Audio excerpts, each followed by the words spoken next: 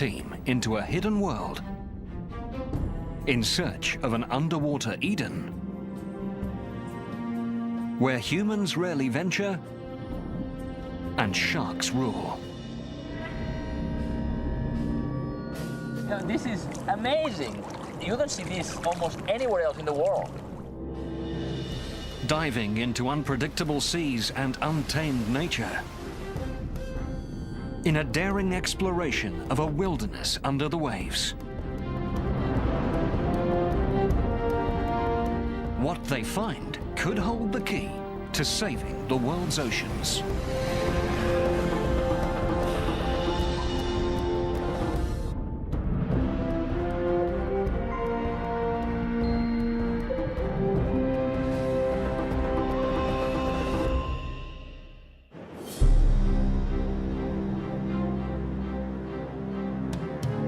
Tahiti, the South Pacific. A small group of scientists is on a mission with an almost impossible goal: to find the last stretches of ocean that remain as they were before man.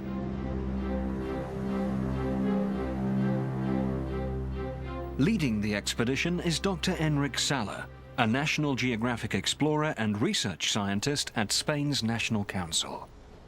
What I'm doing to help protect the ocean is come to places like this, wild, pristine places, explore them, understand how they work, and raise awareness.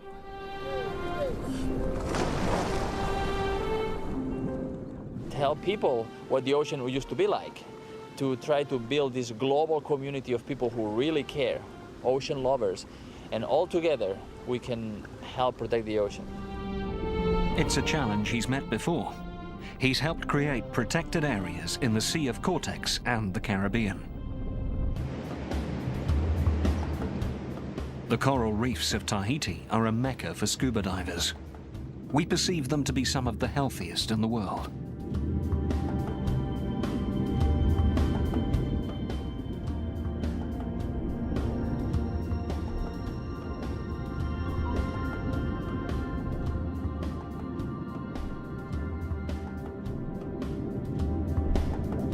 Life appears to flourish here.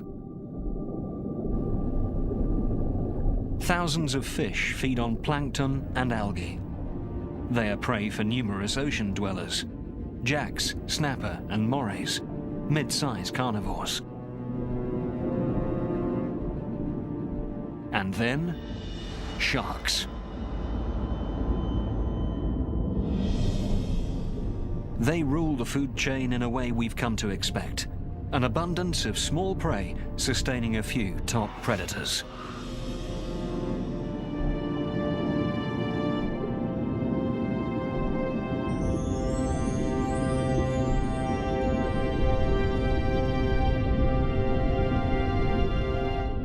But Enric can see that this paradise is in trouble. This used to be a really nice coral forest with really big corals, but now most of the corals are very small and most of them are dead and covered by algae. Human impact has taken a destructive toll.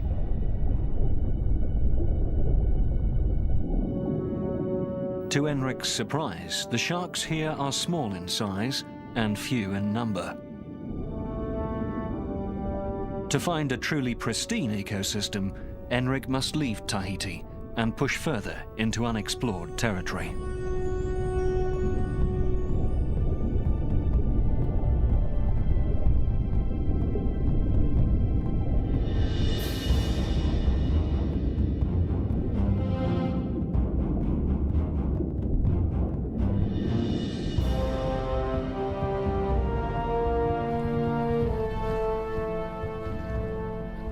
He hopes that each unique reef he explores will offer a different snapshot of a pristine ecosystem.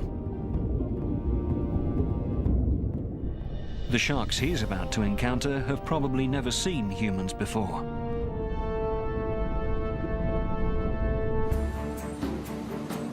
In the port of Papeete, Tahiti, the quest begins.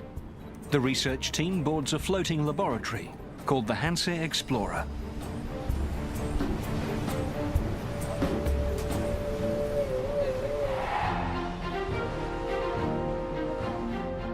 The destination is 800 kilometers away, the Southern Line Islands, a remote chain belonging to the country of Kiribati. Over 30 days at sea, they'll cover nearly 3,200 kilometers. On a journey to the tiny atolls of Flint, Vostok, Starbuck, Malden, and Millennium. 5 unique islands, 5 pieces to the puzzle.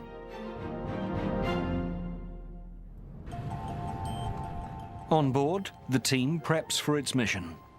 It sounds like we're going to be in that area as well, with the islands.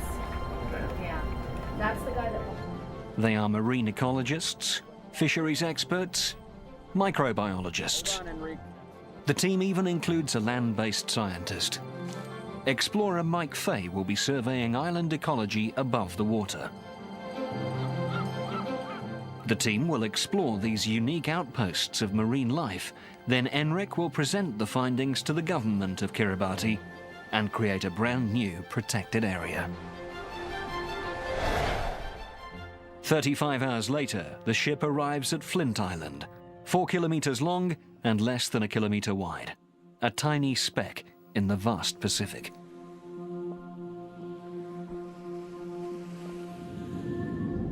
Flint, like all the islands the expedition will visit, is the top of an ancient volcano, ringed by a steep reef and surrounded by deep ocean.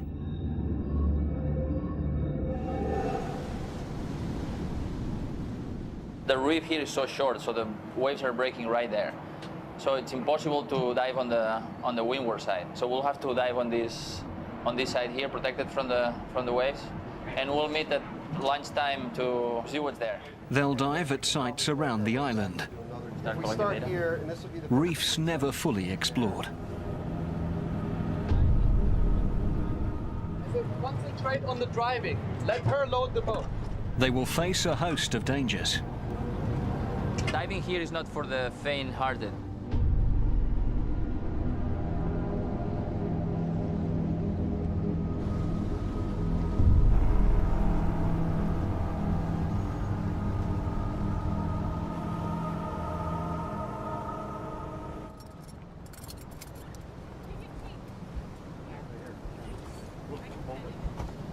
Hundreds of kilometers from civilization. If anything goes wrong, they're on their own.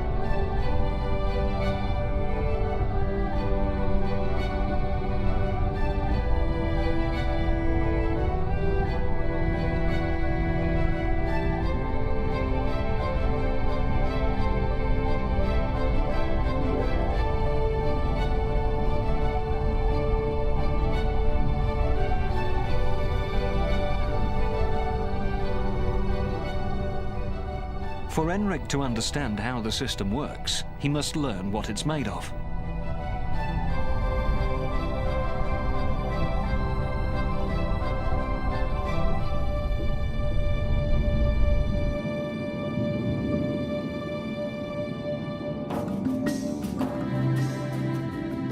Biomass is the weight of each type of fish on the reef. The team already knows the average weight and size of each species, so by estimating their numbers, they can calculate how much each population weighs. Knowing the biomass of the different species gives Enric a picture of how the reef functions. What they find at Flint Island is a surprise.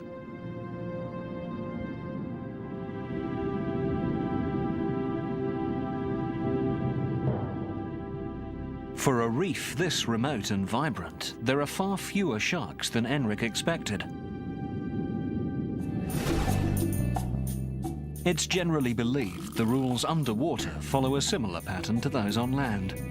Huge numbers of plant eaters sustain a smaller number of carnivores. At the top, an even smaller number of apex predators, like sharks, cap the pyramid.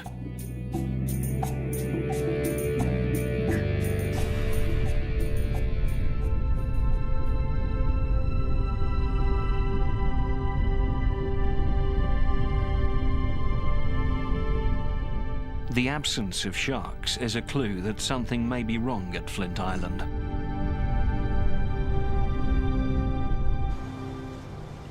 To complete the ecological survey, the team must also explore the islands above water, Mike Fay's speciality. It's all good until the very last second. Mike is a conservationist and National Geographic explorer in residence. He's been instrumental in establishing protected areas in Gabon, on the west coast of Africa. Yeah. Yeah. Mike will go ashore, if he can make it. Looks like that's about the only place that doesn't have breakers right there. Mike may be the first visitor here in years. So we can radio back. The only way for him to reach Flint Island is to swim through powerful waves and risk being ripped to shreds on the jagged reef.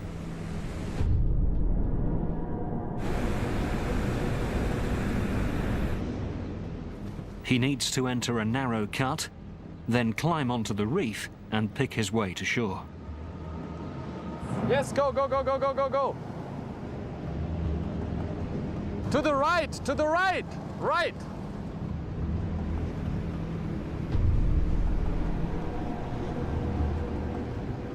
Breaking waves push him toward the reef.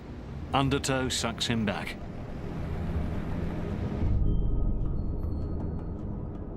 The inflatable is no use. Too far in, these powerful waves will rip it to shreds. Mike is in trouble.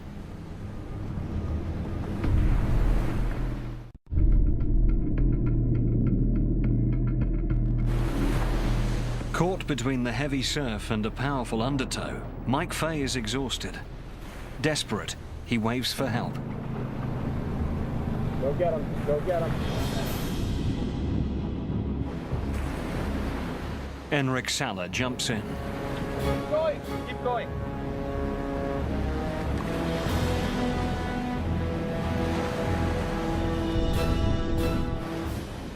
But Mike's trapped in the surf zone. Enric can't reach him without putting himself in danger.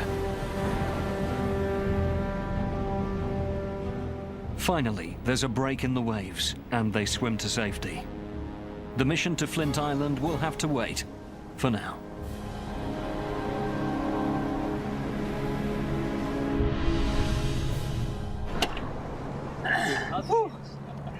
Oh, man.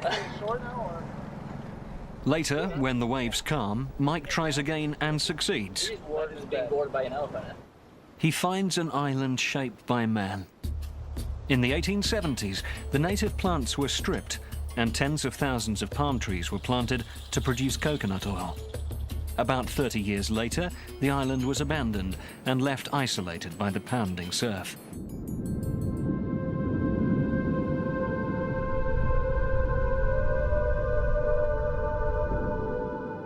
Below the ocean swell, the science team looks to the coral for clues to its health and for signs of human impact. Marine ecologist Jen Smith's goal is to determine just how much of the seafloor is alive. Coral and algae are the backbones of the reef and can be a barometer of the health of the ecosystem. Jen has documented coral all over the world, but nothing she's seen compares to Flint's reef. Just spectacularly dominated by coral. I've never seen so much coral in my life. I can take 20 to 40 photographs of the bottom in a pretty big area in one dive. Jen finds that coral covers an astounding 90% of the bottom, over 3 times more than other reefs in the Indo-Pacific.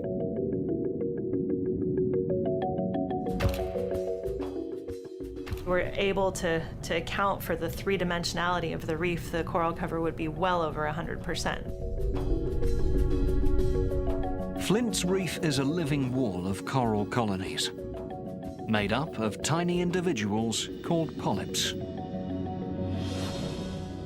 Each one is a tube topped by a mouth and a ring of tentacles to capture tiny animals.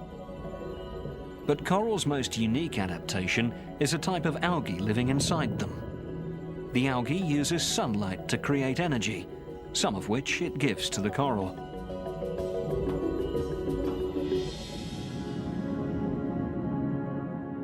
It's this symbiotic algae that gives coral its color. You can tell if a coral colony is healthy by its color. And when a coral is stressed, it basically turns white or bleaches. Marine ecologist David Abura examines the effects of stress on the coral. If they're diseased, they might have a pale coloration to them or some sort of growth growing on them. David predicts how coral resists stress from its surroundings, like an attack from the crown of thorns starfish, a voracious coral predator. What I'm seeing here is that these are very healthy coral systems. Both Jen's and David's data have found Flint's Reef to be exceptionally healthy.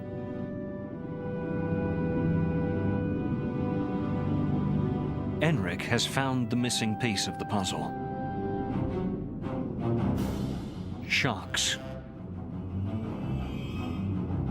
Hunting just below the breaking waves, ready to strike unsuspecting fish in the tumbling surf.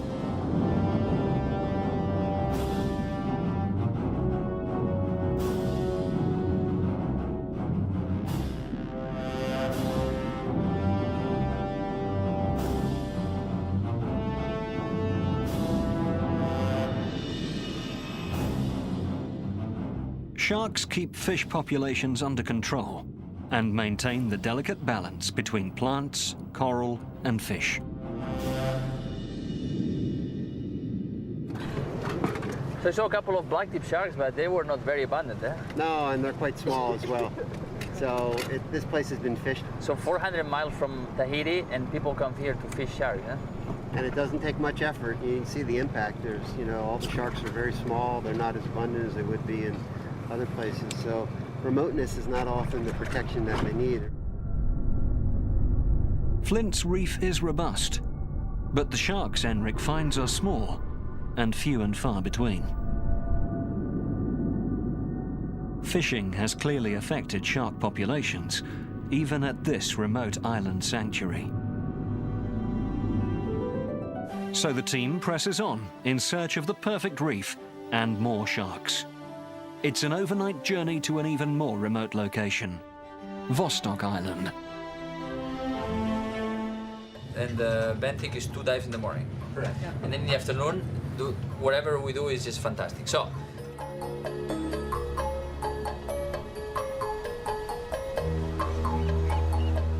In the morning, the island appears impossibly small. First sighted in 1820 by a Russian explorer and named after his ship, Vostok is less than a quarter square kilometer of dry land in a vast ocean, unique because of its size.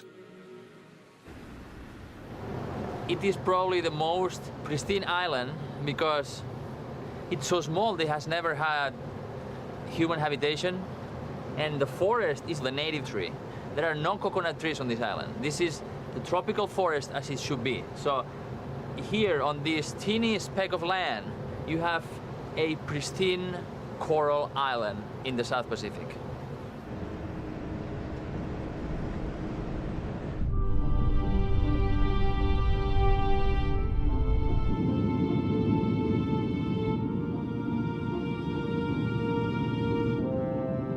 The The abundance of life on Vostok's reef surpasses Enric's expectations.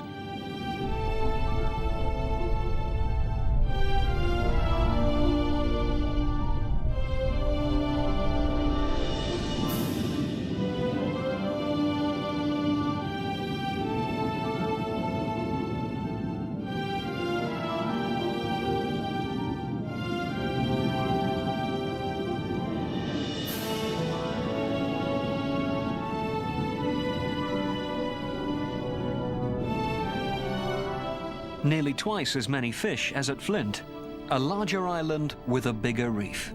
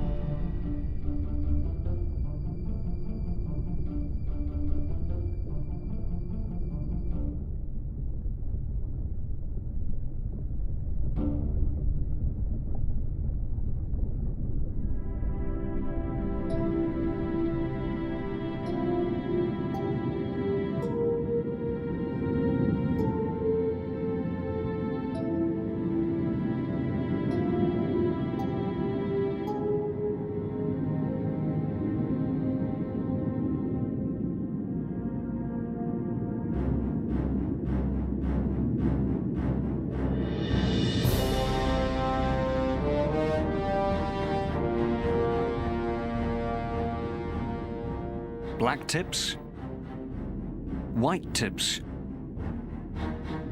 and grey reef sharks.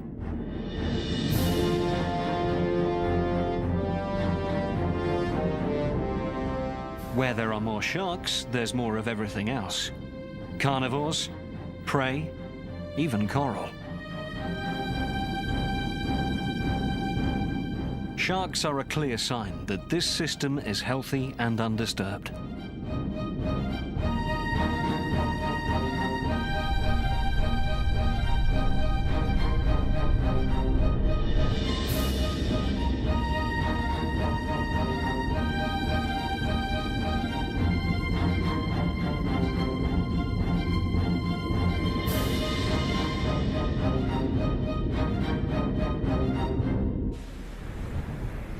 Above the reef, Mike Fay has been a castaway on tiny Vostok Island for 3 days.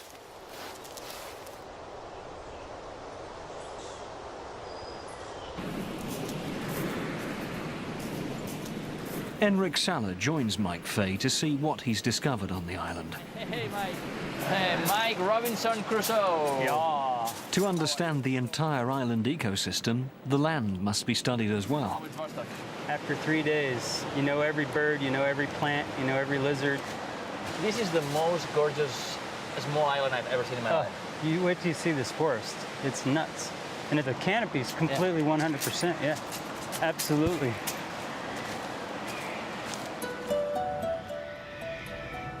Look at the That's light. about the only place that doesn't have breakers right there.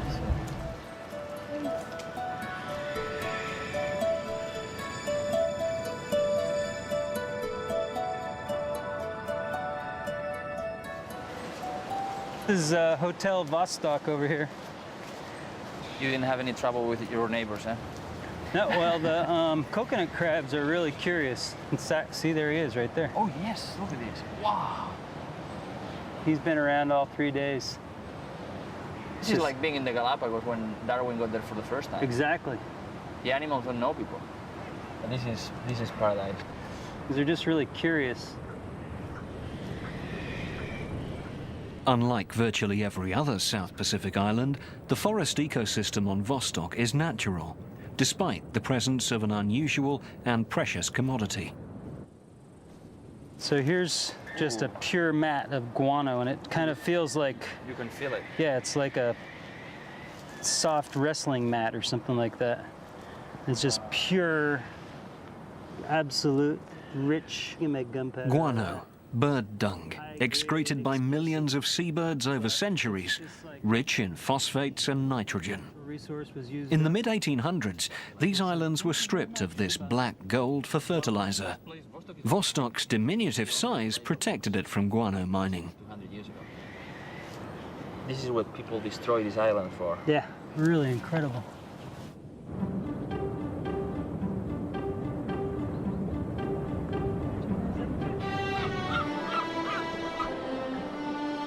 Mike leads Enric to nesting seabirds on the windward side of the island.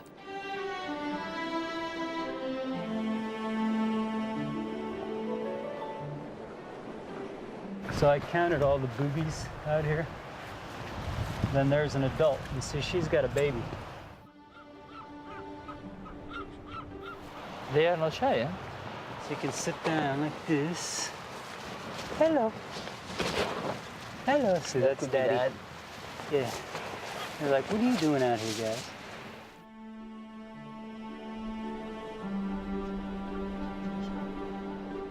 Spared from human encroachment, the birds have no reason to fear people. Mike's documented 8 species of seabirds here. Frigates, boobies and terns are among the residents, feeding in the rich waters. But the ocean currents carry more than food to the island's shore. Human refuse litters the beach even here, evidence of modern life on an island virtually unchanged for hundreds of years.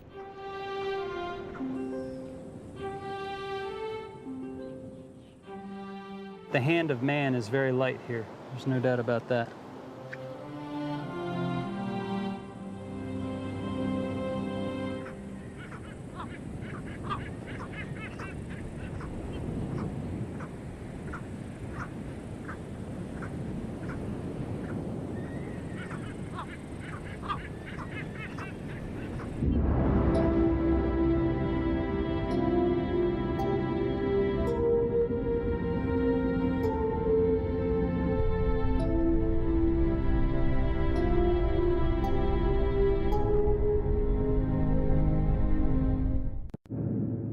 In Vostok, the team gets its first snapshot of a pristine island. Now, they want to see a place that's equally uninhabited, but swept by different currents with a different climate. The ship heads northwest, 36 hours and nearly 595 kilometers to Starbuck Island.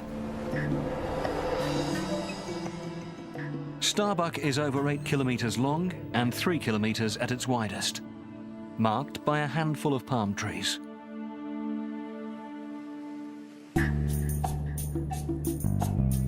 Starbuck gets little rainfall.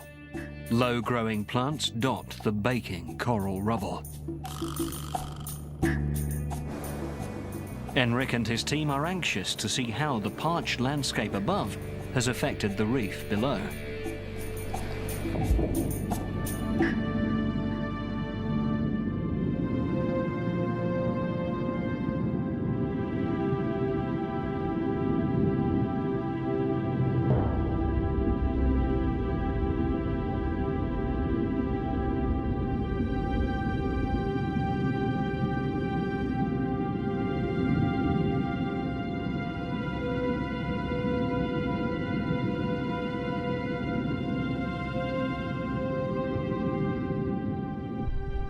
Only a few hundred kilometers from some of the richest coral any of them has seen is another thriving reef.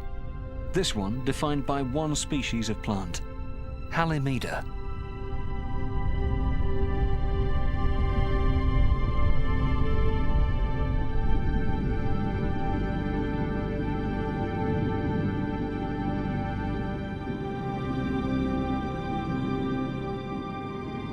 Where the plant is dying off, its limestone skeleton becomes the sand of the reefs and beaches.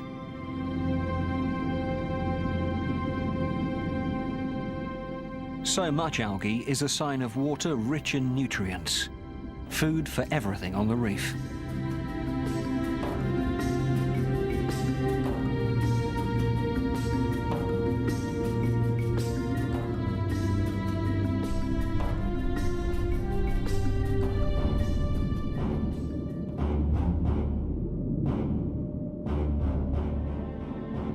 The result is an explosion of life, from the plants to the sharks.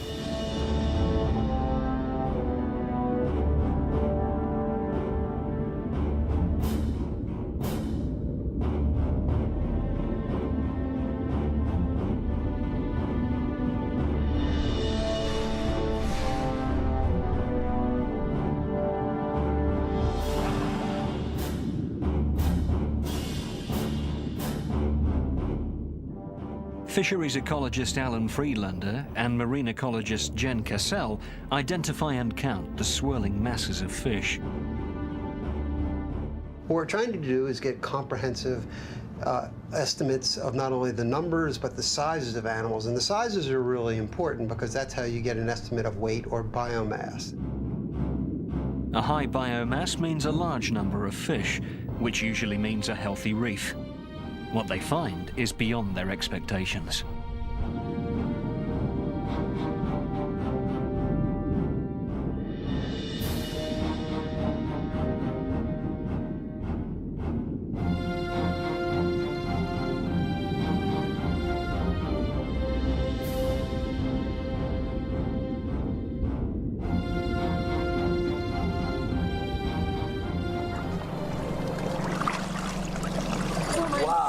Amazing. There were so many fish. I had like 150 species. It was crazy.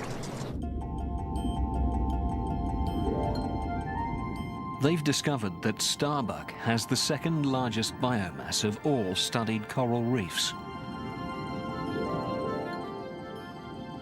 There is 8 times more life here than the Hawaiian Islands or the Florida Keys.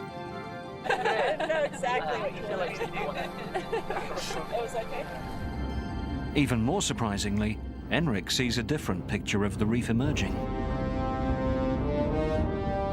Pound for pound, there are more predators here than prey.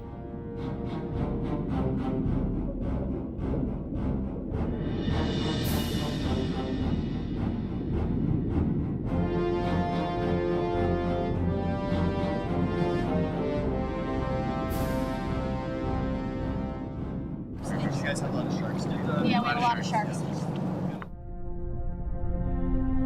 The discovery only deepens the mystery. Enric wonders how it's possible for a stable ecosystem to have so many predators.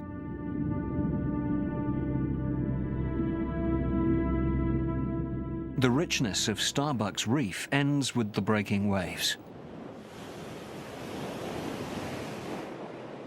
Enric and National Geographic photographer Brian Skerry join Mike Fay on Starbuck.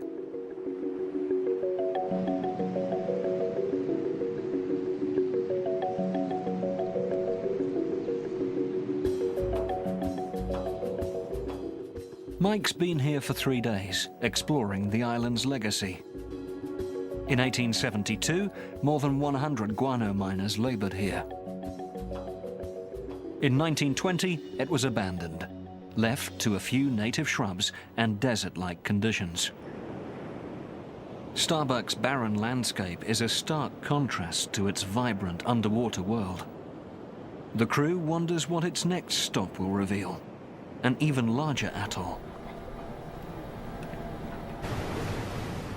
It's a 200-kilometer overnight run northeast to Malden Island. Roughly triangular, nearly 39 square kilometers, this is the largest island the crew will visit. Malden is covered in low grasses and shrubs.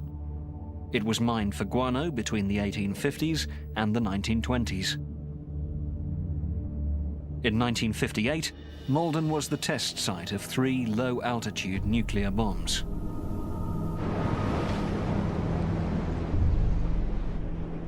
Enric wonders how Malden's underwater landscape has survived.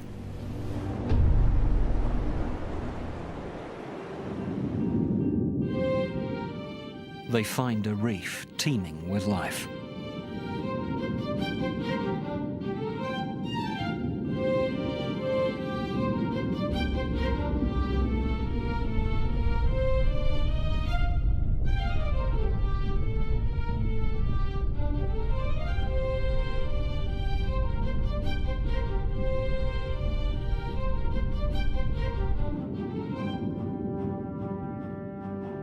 At least 10 times more sharks than other reefs around the world.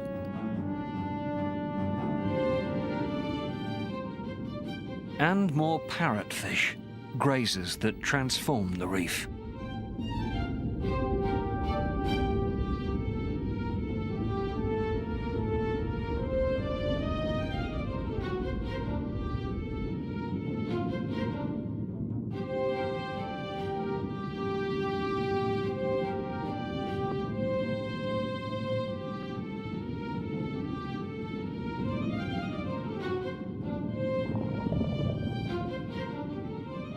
Sharks and algae-eating fish are only part of a complex biological system. To understand why these reefs are so populated, the team must look beyond what's visible. Microbiologists Forrest Rower, Katie Barrett, and Liz Dinsdale study microscopic viruses and bacteria known as microbes. Thousands of different microbes can live on coral. By taking water samples, the scientists hope to determine what's living on this reef. As in our own digestive system, bacteria help maintain a healthy balance. But harmful microbes can sometimes turn deadly. The team is trying to learn why sudden changes can spur this bad bacteria to grow and kill the coral. And why, once a reef is damaged, this killer bacterium grows even faster. And we don't really know where this increase in bacterial communities are coming from. So we're wondering if corals and algae on the reef are actually producing chemicals which increase the bacteria. Liz Dinsdale places microbe samples in tanks with coral or algae. We can identify which organism actually enhance the growth of the bacteria in the environment. Flourishing reefs keep bad microbes in check. But Liz has discovered certain algae found on damaged reefs release food for bacteria and can cause bad bacteria to grow out of control. Development, fishing, and pollution upset the delicate balance between algae and coral. If algae gains the upper hand, it can cause a bacterial explosion, which can wipe out the coral. There are 10 times more microbes on reefs degraded by man. But the pristine reefs of the southern Line Islands are among the most robust ENRIC has ever studied. More corals, more fish, and many more sharks.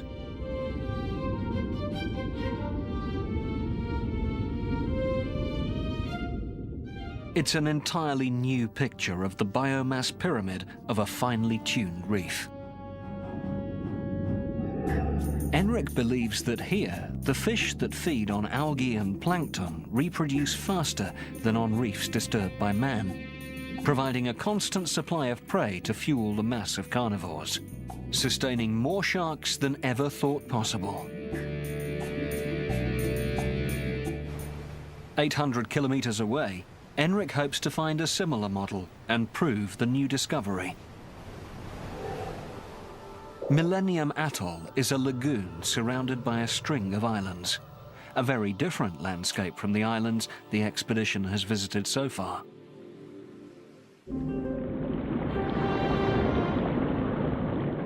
The outer reef breaks the ocean waves and protects a peaceful lagoon with a surprising secret.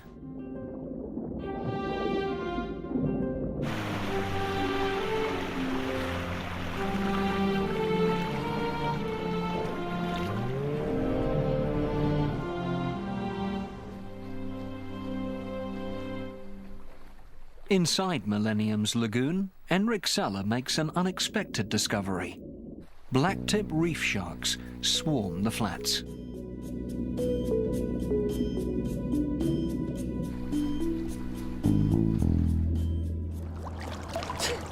How many sharks are there here? Maybe 50? This is amazing. You don't see this almost anywhere else in the world. The sharks are the species that go away the first when humans arrive to a place. This is a symptom of the health of the system. This system is really healthy, really pristine.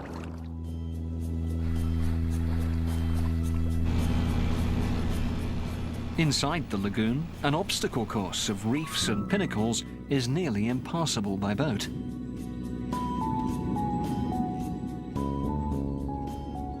ENRIC explores this living labyrinth.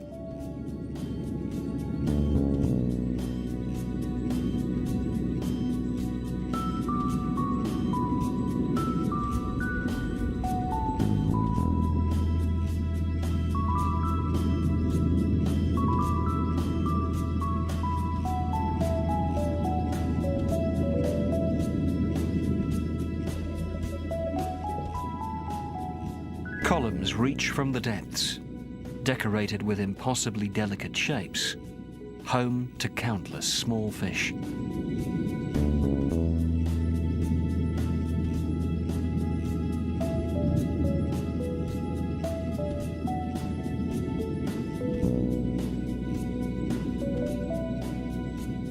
The lagoon is a nursery for sharks and many other species, a unique underwater landscape undamaged by the human footprint.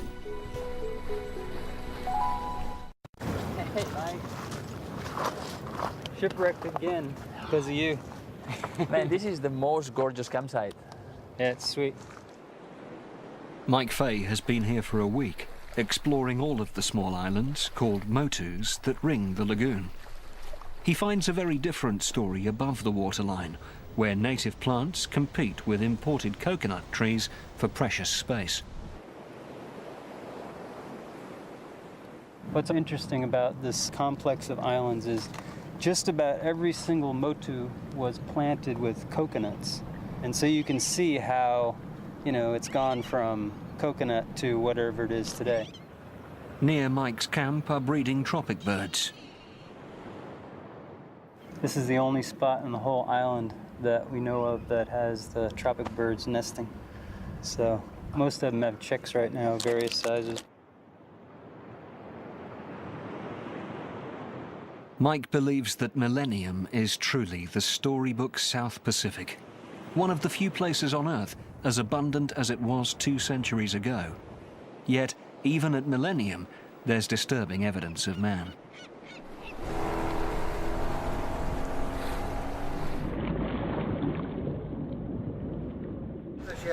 Hey! These are the hooks that I found this morning at Millennium. Enric believes that fishing is the greatest threat to this finely balanced system. We definitely need to do something about this and prevent the destruction of the reefs. The southern Line Islands may be on the verge of exploitation, but it's not too late. There's still time to protect this pristine ecosystem.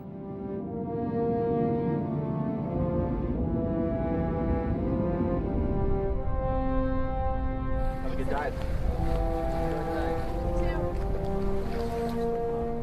Enric takes a final dive at the northeastern tip of Millennium.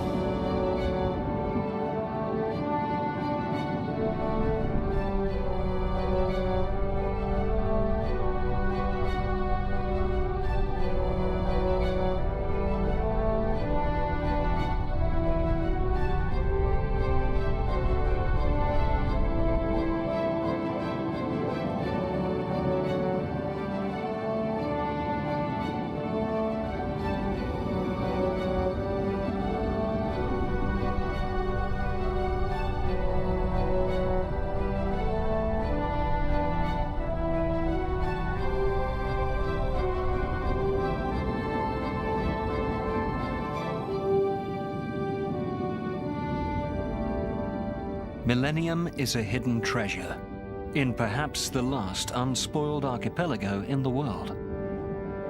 Enric has found his Eden, a place where coral reefs look like they did hundreds of years ago, ruled by predators.